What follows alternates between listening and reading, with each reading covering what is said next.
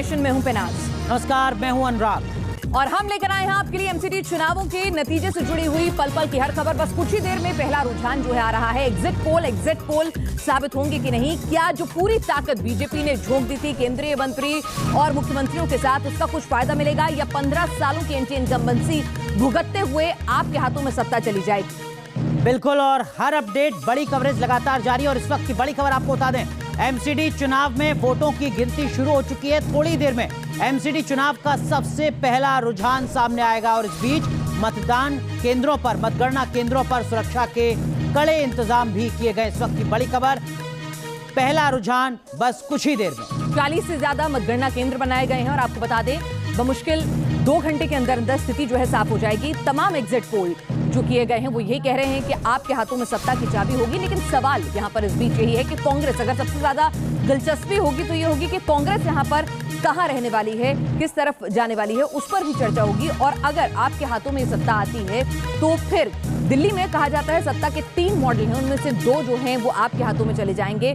तो इसको भी देखना होगा। तो ये नतीजे जो हैं वो क्या कुछ कहेंगे 2024 के लिए, क्या कुछ इशारा देंगे दिल्ली की राजनीति को लेकर, ये भी हम समझेंगे। लेकिन जैसे जैसे रुझान आने शुरू होंगे आपके साथ हम साझा करेंगे। हमारे साथ एक पूरा पैनल मौजूद है। हमारे रिपोर्टर्स जो हैं दिल्ली के 250 वार्ड से हर अपडेट, हर खबर आप तक पहुंचाएंगे। और हमारे जो खास वरिष्ठ पत्रकारों का पैनल है, राजनीतिक विश्लेषकों का पैनल है, वो इस नतीजे के मायने आपको समझाएंगे। अगर आप दिल्ली में नहीं रहते और आपके जहन में ये सवाल है कि एमसीडी चुनाव को लेकर इतनी चर्चा आखिर क्यों हो रही है, तो हम आपको बता दें कि एमसीडी का मतलब श्रीलंका की कुल आबादी से ज्यादा वोटर। दुनिया के कई ऐसे देश हैं जिनकी कुल आबादी से ज्यादा दिल्ली के वोटर हैं जो आज एमसीडी में फैसला सुनाने वाले हैं। अगर आपको लगता है कि इसका बहुत ज्यादा मतलब नहीं है, तो हमारे देश के 3 राज्य ऐसे हैं जिनका सालाना बजट दिल्ली के एमसीडी के बजट से कम है। बेहद महत्वपूर्ण दिल्ली का एमसीडी चुनाव, और राजनीति के लिहाज से, खासकर 2024 के लिहाज से भी पिनाज। बिल्कुल, 2024 के लिहाज से अनुराग। और एमसीडी एक बहुत ही दिलचस्प, आपको बता दें कि बड़ा ही अलग तरीके से चलती है। जब दिल्ली में शीला दीक्षित की सरकार थी तब भी एमसीडी जो है वो बीजेपी के खाते में जाती थी। आम आदमी पार्टी थंपिंग मेजॉरिटी से आती है, लगता है कि बस अब तो सब कुछ जो है वो आम आदमी पार्टी के नाम हो गया। लेकिन उसके बाद जो है फिर से एमसीडी जो है वो 10 साल की एंटी इनकम्बेंसी को छोड़ते हुए फिर से जाती है बीजेपी के खाते में। तो एमसीडी जो है हमेशा चौंकाने वाले नतीजे दिल्ली की जनता देती रहती है एमसीडी को लेकर। बिल्कुल, 2 हमारे सहयोगी हमारे साथ जुड़ चुके हैं। निशांत हमारे सहयोगी जुड़ रहे हैं दिल्ली के मॉडल टाउन इलाके से। हमारे सहयोगी मोहित बख्शी आम आदमी पार्टी के दफ्तर से हमारे साथ जुड़ रहे हैं। और यहाँ स्टूडियो में वरिष्ठ पत्रकार एनके सिंह जी हमारे साथ हैं और आम आदमी पार्टी के प्रवक्ता ऋतुराज झा साहब भी हमारे साथ जुड़ चुके हैं। ऋतुराज जी, आपकी दफ्तर के बाहर तो पोस्टर्स अभी से शुरू हो गए हैं लगने, तो ये ओवर कॉन्फिडेंस है या फिर मतलब पता है कि बस यही होने वाला है, औपचारिक घोषणा बाकी है? ये कॉन्फिडेंस है कि दिल्ली की जनता जो 15 साल से बहुत ज़्यादा नाराज़ है, दिल्ली की जनता के साथ में 15 साल में जो भाजपा ने किया है, पूरे दिल्ली को कूड़ा कूड़ा किया है। और ये एक विश्वास है कि आम आदमी पार्टी के नेता अरविंद केजरीवाल जी की जो 10 गारंटी है उसके ऊपर में दिल्ली की जनता ने मोहर लगा दिया है। औपचारिकता बाकी है। और जो हर एग्जिट पोल में आपने देखा होगा, जितने भी चैनल्स ने एग्जिट पोल किया है, और उसके अंदर में साफ दिख रहा है थंपिंग मेजॉरिटी के साथ आम आदमी पार्टी एमसीडी चुनाव जीतने के लिए जा रही है। और मुझे लगता है कि जो एग्जिट पोल में आपने देखा है उससे भी बहुत बेहतर रिजल्ट आने वाला है, जो कि अगले कुछ ही घंटों में क्लियर हो जाएगा। सर, ये अति उत्साह तो नहीं है आम आदमी पार्टी का? हमने देखा इससे पिछले विधानसभा चुनाव में पंजाब में उस वक्त के जो मुख्यमंत्री थे कैप्टन अमरिंदर, उन्होंने बाकायदा पार्टी करवानी शुरू कर दी थी। एग्जिट पोल को ही एग्जिट पोल मान के नतीजा उसके उलट हो गया था। हाँ अनुराग, बस एक डिफरेंस है कि यहाँ की जनता जो दिल्ली की है वो डिसिसिव वोट करती है। अगर आप देखें उसके विजडम को हम कभी कभी देखते हैं कि आपके म्युनिसिपल कॉर्पोरेशन में, सिविक बॉडीज में वो किसी और को चुनती है, लेकिन वहीं जब स्टेट का इलेक्शन होता है तो वो अरविंद केजरीवाल को चुनती है, और लोकसभा में किसी और लोकसभा में। चलिए, इस वक्त आपको रोकूंगी। आम आदमी पार्टी को 2 सीटों पर बढ़त मिलती हुई नजर आ रही है। तो डिसिसिव वोटर होता है जो आप बात कह रहे थे, वही यहाँ पर साफ दिख रही है। और शुरुआती रुझान, हालांकि ये बहुत जल्दी है, अभी मुश्किल से 5 मिनट हुए हैं और अभी तक औपचारिक फॉर्मेलिटीज जो होती हैं ईवीएम को खोलने की, वो तमाम चीजें जो है अभी चल रही होंगी। तो उस सब के बीच में 2 सीटों पर बढ़त आम आदमी पार्टी को यहाँ पर मिलती हुई दिख रही है। तो एग्जिट पोल की तरफ ही जो है हमारा पहला रुझान जा रहा है।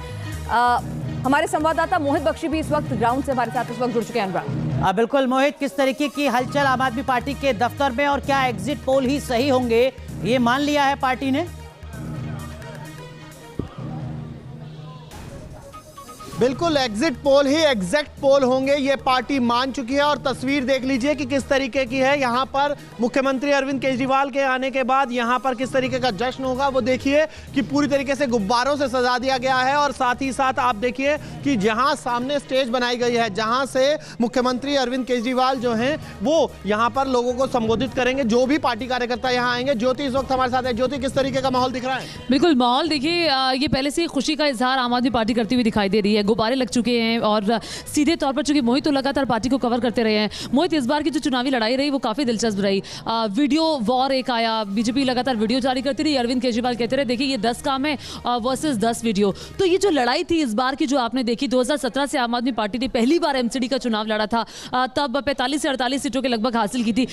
ये सफर कैसा रहा और बहुत कुछ मिलता हुआ दिखाई दे रहा है आम आदमी पार्टी को? लग रहा तो यही है कि बहुत कुछ मिलेगा, क्योंकि जिस तरीके से एग्जिट पोल आए हैं वो नतीजे वो बता रहे हैं कि नतीजों में अगर वो बदले तो इतनी बड़ी जीत होगी जो शायद आम आदमी पार्टी कहती आ रही थी। और लगातार नंबर जो है वो बढ़ता है। कूड़े का मुद्दा, क्योंकि एमसीडी का सबसे बड़ा काम होता है कूड़े के मुद्दे को लेकर काम करना, और वो मुद्दा जो है जो आम आदमी पार्टी है उसने नहीं छोड़ा। और शायद ये उसी मुद्दे के इर्द गिर्द पूरा इलेक्शन रहा, और जिसकी वजह से आप एग्जिट पोल में एक बड़ा नंबर देख रहे हैं। एग्जिट पोल एग्जैक्ट पोल जो है कैसे बनेंगे या नहीं बनेंगे, एक अपडेट आ रहा है हमारे पास। एमसीडी चुनावों पर रुझान जो आ रहे हैं वो बढ़कर 8 हो गए हैं। बीजेपी 2 सीटों पर आगे चल रही है, आम आदमी पार्टी अब वो 10 हो गए हैं। बीजेपी 2 सीटों पर, आम आदमी पार्टी 7 सीटों पर और कांग्रेस 1 सीट पर आगे चल रही है। तो जैसा कि एग्जिट पोल कह रहे थे, रुझान जो है शुरुआती वही जाते हुए नजर आ रहे हैं। बीजेपी ने एक और सीट पर बढ़त बना ली है, 3 हो गई है बीजेपी की सीटों पर बढ़त। आम आदमी पार्टी 7 और कांग्रेस के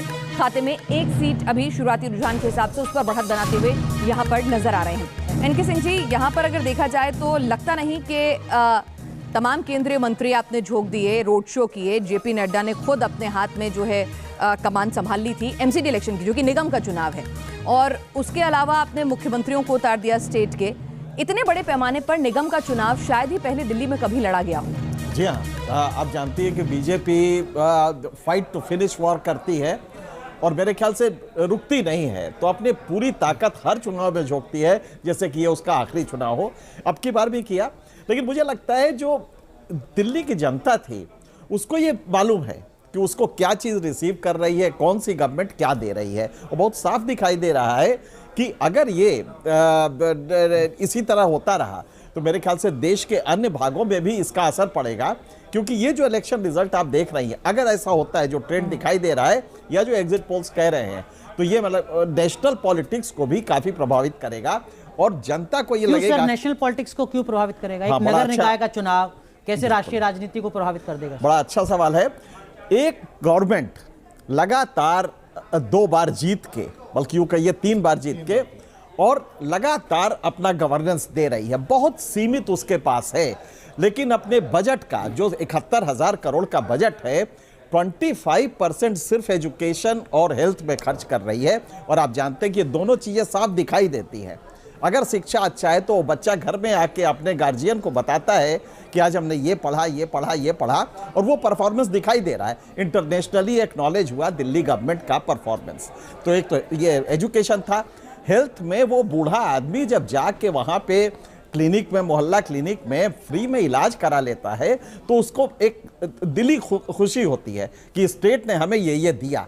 तो मुझे लगता है ये मॉडल जो है गवर्नेंस, तो माफ कीजिए मैं आपको रोक रहा हूं, ये तो केरल का भी मॉडल है, ये तो आंध्र प्रदेश का भी मॉडल है, ये तो तमिलनाडु का भी मॉडल है, कर्नाटक का भी मॉडल है, ज्यादातर दक्षिण राज्यों का है। फिर वो नेता राष्ट्रीय फलक पर क्यों नहीं अपने आप को स्थापित कर पाते? बिल्कुल सही कहा। अगर ये केरल का मॉडल है तो ये कोई भी हिम्मत नहीं कर पाएगा कि इसको चेंज करे। ठीक है, सरकारें चेंज होती है, यही वजह है कि अगर एमसीडी में 15 साल रहने के बाद बीजेपी ने ये मॉडल नहीं दिया, अगर कूड़ा निस्तारण जो कि बड़ा इशू था, अगर वो आप देखते हैं यहां से आपके ऑफिस से 10 किलोमीटर दूर जिस तरह कूड़े का अंबार लगा हुआ है और बदबू आती है, उसके बाद कोई भी नहीं कहेगा कि एमसीडी वहां पे सही परफॉर्मेंस कर रही। तो मुझे लगता है कि लेकिन एनके सिंह जी, ये सही परफॉर्मेंस ना कर पाना, ये तो पिछले 15 सालों में, अगर पहला 5 साल का रिपोर्ट कार्ड देखें, क्योंकि जब दिल्ली में आप कभी भी पत्रकारिता शुरू करते हैं तो